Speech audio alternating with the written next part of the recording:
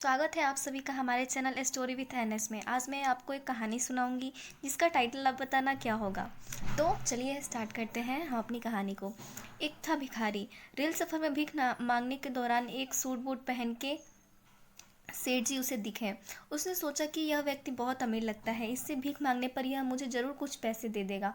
वह सेठ से भीख मांगने लगा। भिखारी को देखकर उस सेठ ने कहा, तुम हमेशा मांगते ही रहते हो, क्या तुम किसी को कुछ नहीं देते? भिखारी बोला, साहब मैं तो भिखारी हूँ, हमेशा लोगों से मांगता ही रहता हूँ, इतनी मेरी औकात कहाँ कि किसी को कुछ दे सकूँ। सेठ बोला, जब किसी को कुछ नहीं दे सकते तो तुम्हें मांगने का भी कोई हक नहीं है। मैं एक व्यापारी हूँ और लेन देन में विश्वास करता हूँ। अगर तुम्हारे पास मुझे देने को हो तभी मैं तुम्हें कुछ बदले में दे सकता हूँ। तभी वह स्टेशन आ गया जहाँ उस सेठ को उतरना था। वह ट्रेन से उतरा और चला गया। इधर भिखारी सेठ की कही गई बात के बारे में सोचने लगा। सेठ के द्वारा कही गई बात तो उस भिखारी के दिल में उतर गई। वह सोचने लगा कि शायद मुझे भीख में अधिक पैसा इसलिए नहीं मिलता क्योंकि मैं उसके बदले किसी को कुछ नहीं दे पाता हूँ, लेकिन मैं तो भिखारी हूँ, किसी को देने लायक भी नहीं हूँ, लेकिन कब तक मैं लोगों को बिना कुछ दिए ही मांगता ही रहूँगा। बहुत कुछ सोचने के बाद भिखारी ने निर्णय किया कि जो भी व्यक्ति उसे भीख देगा तो उसके बदले में वह उस व्यक्ति को कुछ जरूर देगा। लेकिन उसके दिमाग में यह प्रश्न चल रहा था कि वह खुद भिखारी है तो भीख के बदले में वह दूसरों को क्या दे सकता है। इस बात को सोचते हुए दिन भर गुजरा, लेकिन उससे अपने प्रश्न का कोई उत्तर नहीं मिला।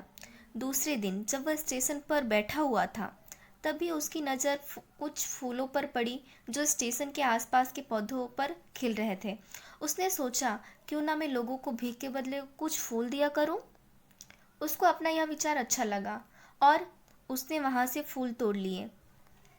वह ट्रेन में भीख मांगने पहुंचा। जब भी कोई उसे भीख देता तो उसके बदले में वह भीख देने वाले को कुछ फूल दे देता था। उन फूलों को लोग खुश होकर अपने पास रख लेते थे। अब भिखारी रोज फूल तोड़ता और भीख के बदले में उन फूलों को लोगों में बांट देता था। कुछ ही दिनों में उसने महसूस किया कि अब उसे बहुत अधिक लोग भीख देने लगे हैं। वह स्टेशन के पास के सभी फूलों को तोड़ लाता। जब तक उसके पास फूल रहते तब तक उससे बहुत से लोग भीख देते थे, लेकिन जब फूल बांटते बांटते खत्म हो जाते तो उसे भीख भी नहीं मिलती। अब रोज ऐसा ही चलता रहा। एक दिन वह भीख मांग रहा था तो उसने देखा कि वह सेठ ट्रेन में बैठे हैं, जिसकी वजह से उसे भीख के बदले फूल देने की प्रेरणा मिली थी। वह तुरंत उस आदमी के पास पहुंच गया और भीख मांगते हुए बोला, आज मेरे पास आपको देने के लिए कुछ फूल हैं, आप मुझे भीख दे दीजिए, बदले में मैं आपको कुछ फूल दूंगा। सेठ ने उस भीख के रूप में कुछ पैसे दे दिए और भिखारी ने कुछ फूल उससे दे दिए। यह सेठ को बात बहुत पसंद आई। सेठ बोला, वाह क्या बात है, आज तुम भी मेरी तरह व्यापारी बन गए हो। इतना कहकर फूल सेठ लेकर वह सेठ स्टेशन पर उतर गया। लेकिन उस सेठ द्वारा कही गई बात एक बार फिर से उस भिखारी ने दिल में उतारी। वह बार बार उस सेठ के द्वारा कही गई बात के बारे में सोचने लगा और बहुत खुश होने लगा। उसकी आंखें अब चमकने लगी थी। उसे लगने लगा था कि अब उसके हाथ सफलता की वह चाबी लग गई है जिसके द्वारा वह अपने जीवन को बदल सकता है। वह तुरंत ट्रेन से नीचे उतरा और उत्साहित होकर बोला तेज आवाज में, ऊपर आसमान की देखते हुए, मैं भिखारी नहीं हूँ, मैं तो एक व्यापारी हूँ। मैं भी उस सेठ जैसा बन सकता हूँ, मैं भी अमीर बन सकता हूँ। लोगों ने उसे देखा तो सोचा कि शायद यह भिखारी पागल हो गया है। अगले दिन से वह भिखारी उस स्टेशन पर कभी नहीं दिखा। एक वर्ष बाद इसी ट्रेन पर दो व्यक्ति सूट बूट पहने हुए यात्रा कर रहे थे। दोनों ने एक दूसरे को देखा तो उनमें से एक ने दूसरे को हाथ जोड़कर प्रणाम किया और कहा, क्या आपने मुझे पहचाना? दूसरा सेठ बोला, नहीं तो शायद हम लोग पहली बार मिल रहे हैं।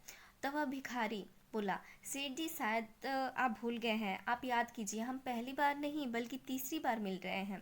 सेठ बोला, मुझे याद नहीं आ रहा, वैसे हम पहले दो बार कब मिले थे? अब पहला व्यक्ति मुस्कुराया और बोला, हम पहले दो बार इसी ट्रेन में मिले थे।